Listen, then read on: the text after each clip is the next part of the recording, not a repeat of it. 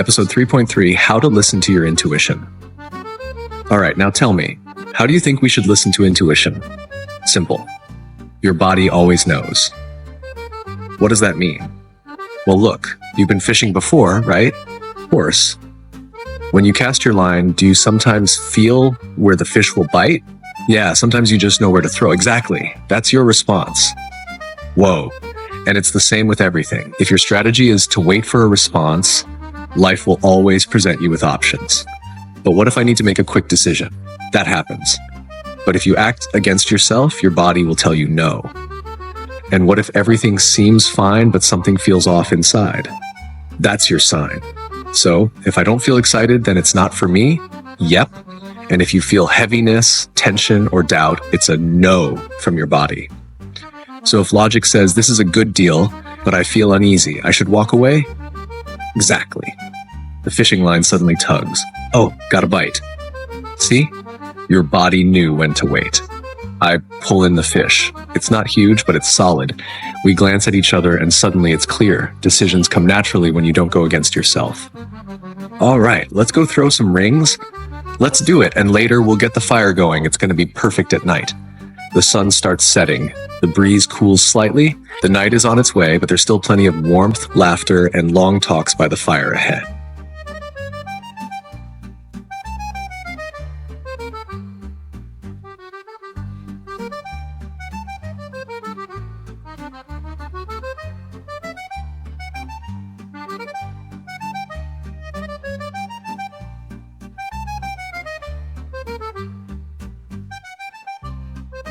Episode 3.2, Why Logic Isn't Always the Best Way. All right, understanding yourself is great and all, but are you seriously telling me that logic doesn't work? Logic works, but not for decision making. What do you mean? Well, let's look at it this way. The meat on the grill sizzles, filling the air with a smoky aroma. The evening breeze gently moves the edges of our sleek inflatable tent. We're sitting in comfy chairs, a projector screen is ready with a movie, the volleyball rests nearby, and the dartboard has already seen a couple of rounds. Hot tea steams in our cups. You've got that steak on the grill, right? Yeah, and it's marinated to perfection. Now, if you never tasted the marinade and only relied on logic to measure the ingredients, could you guarantee the taste would be perfect? Well, no, I had to test it, see how the meat reacts. Exactly. Logic helps analyze, but it can't feel the right moment. Okay, so how does that connect to making decisions? Look, logic always works with past experiences. Well, yeah, that makes sense. We learn from mistakes. Sure, but when you're making a choice for the first time, logic has no data. So I'm just supposed to trust myself instead of analyzing? You have to sense the moment. Give me an example. All right. Have you ever played badminton? Of course. Do you logically calculate the angle of the shuttlecock before you hit it? No way. It's automatic. Exactly. If you stopped to think about it logically, you'd always be too slow. Oh, so logic is too slow? For quick decisions, yes. And for long-term ones, then you can use it as a tool, but not as the main factor. So if I want to invest money, I should rely on logic? Yes, but not for the final choice. Then what is it for? For analysis, collecting data. But the actual decision should come from your inner authority. Oh, I see where this is going. Back to the Bodygraph, right? Exactly, because if your strategy says wait for a response, but you decide only based on logic, you could make the wrong choice. Example? Investors. Warren Buffett analyzes companies, but he only invests in the ones that feel right to him. So if I don't feel excited about a business, but logic says yes, I could lose money? Most likely, yes. So what? I'm not supposed to think at all. Thinking is great, but you have to understand that logic is just a calculator, not the driver. So my body is the driver? Exactly. It reacts faster than your brain. Wait, can I train this? Of course. How? Pay attention to which decisions give you energy and which drain you. So if I want to do something but feel exhausted, it's probably not for me? Exactly. All right. So badminton, let's do it. And then we'll watch that movie. We get up, tossing off our blankets, breathing in the crisp night air. The tent glows softly, the dartboard is forgotten for now, but the volleyball is ready for action. Just like in the game, decisions come not from the head, but from the body's response.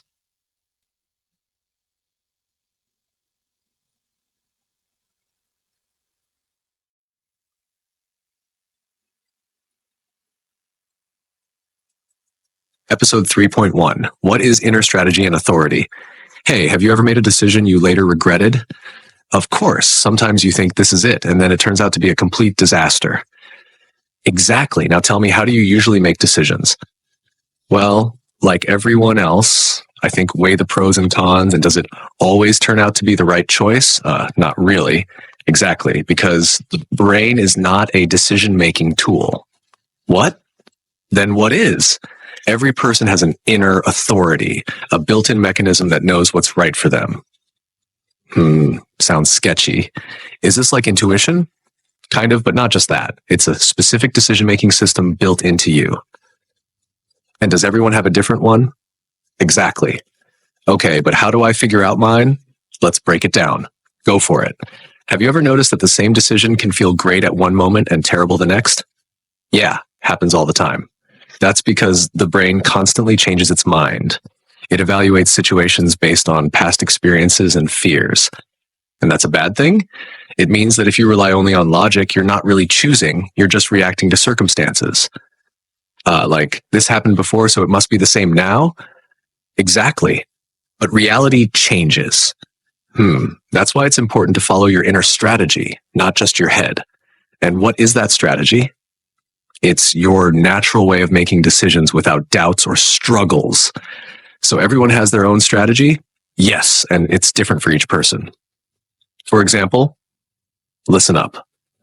Manifestors need to inform others before taking action, or they'll face resistance. Generators must wait for a response. They can't just decide to do something. They need to feel a response in their body. Projectors need to wait for an invitation. They can't just push themselves forward. They need to be recognized first. Reflectors need to wait for a full lunar cycle before making important decisions. All right. And what happens if I ignore my strategy? Well, here's what happens. Manifestors. People don't understand them and their plans fall apart. Generators burn out and lose energy quickly. Projectors feel invisible because no one notices them. Reflectors make rushed decisions and later regret them.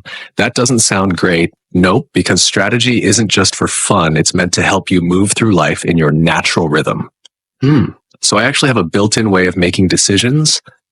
Yes. And if you start trusting it, life becomes much easier. How will I know my strategy is working? You'll feel like you're moving in the right direction. Interesting. All right, what's next? Next, we'll talk about why logic doesn't always help in decision-making.